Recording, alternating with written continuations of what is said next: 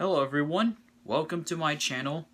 So, I was thinking throughout this week, I thought of this really interesting idea that I was planned on making during the future. Between a balance of someone being autistic and and falling in love in a relationship. As everybody else, we all want to have girlfriends or boyfriends. And love is a tough task to handle because you need to find the right person to make sure that you guys or girls have a great connection. If you end up falling in love with the wrong person and they treat you like crap, then that's not going to work out for you. You have to find somebody that actually will be there for you, respects you, will do anything to help you, especially when you're at hard times. Or if you felt like something bad happened or lonely and all that, they will be there for you whenever there's a tough task. And whenever you go out for a relationship, you can always meet them in person.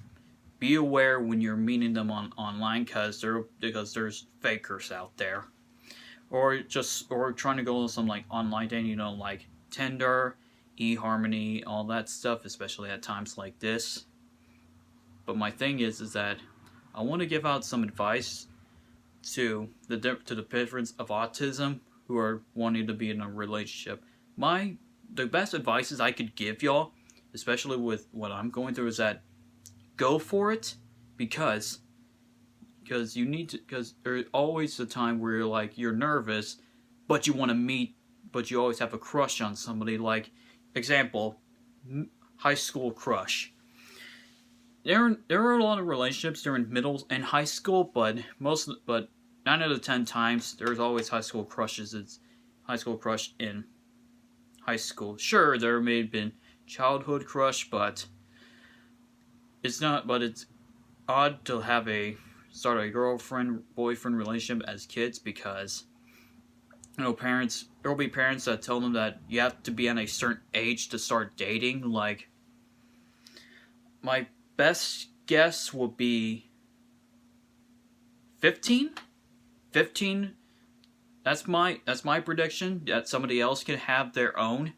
15 to me would be the start of kissing. But there are some other times where you have to find someone at your age group. It's scary to have someone that's 5 or 6 years older than you. And some people have done that, but it's really weird, but it's just odd to try to have a relationship with someone that's 5 or 6 years older than you. Another advice I can give you is go home,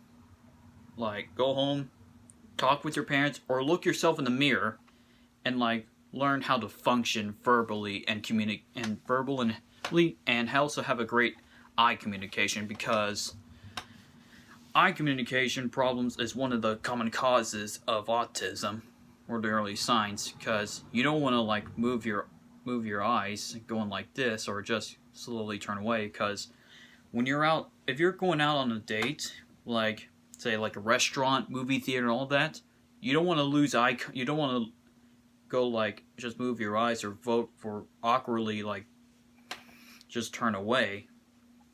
Sure, that can happen. Sure, that happens a lot, but you don't want to be rude in front of your partner or date, or just be socially awkward.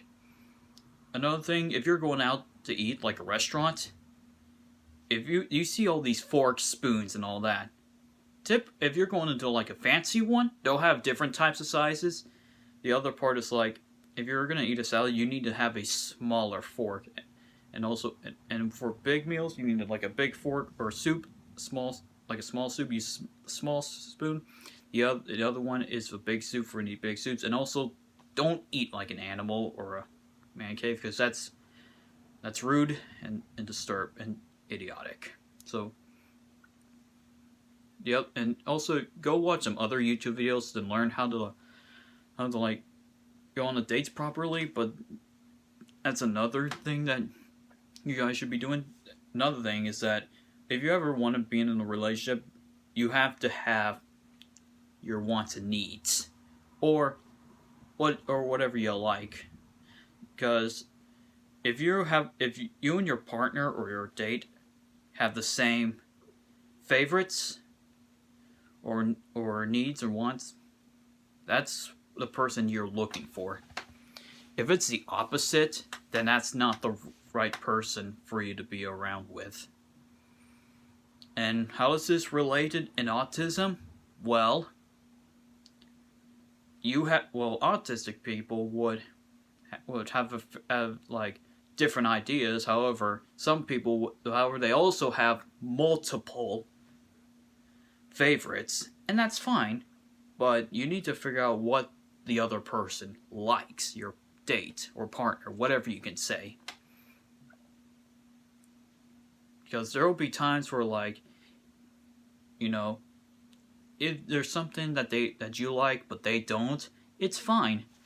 They have their favorites, you have your own favorites. We're not all the same.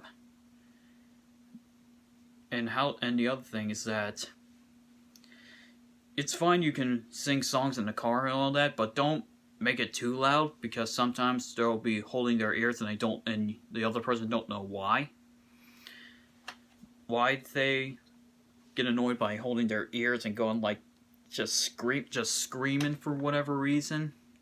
The first sign is like turn down the music, because sometimes you turn the music too high, it can also lead you to like having hearing problems. Another advice also I could give out for autistic people, for the autism community, is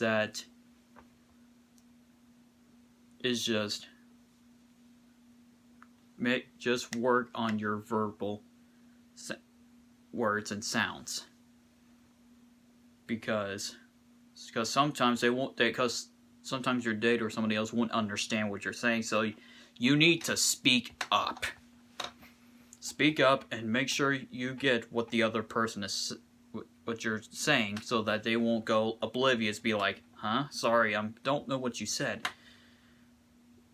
And there are some other ways to like make sure you have your social communication and development, because if you're ever gonna meet someone in person, like if you want to go out on a date or someone that you had a crush on, don't be afraid to ask, to say, hey, can I have your number or we can go somewhere? Sure, it's nerve-wracking and you get nervous easily, but you have to go for it. Take that chance. Don't wait for like a month or two and just say, hey, I'm ready, because the other person could get that girl or boy, and woman or man, whatever you can say, and just beat you to the punch. If you're ever looking for more of like, dating related videos, there's some other channels where you can talk to your friends, your parents, and there will be books about relationships, including stuff with autism. So, my advice for any of y'all is just work on your communication, your verbal communication, your social communication. The other thing is that learn your manners. Don't be afraid to ask. It's okay to be nervous, but just like I said, go for it.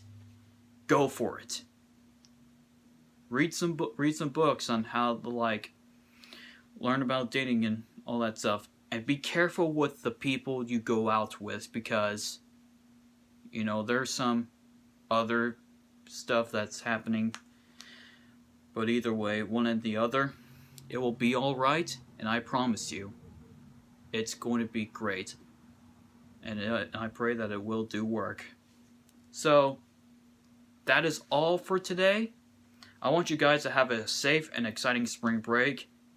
And before we leave, comment, subscribe, ring the bell, get for notifications. You can share it with your friends, family, or even your parents. They would like to know more about it. Hope you guys have a great spring break. This is River Delcom, and I speak autism.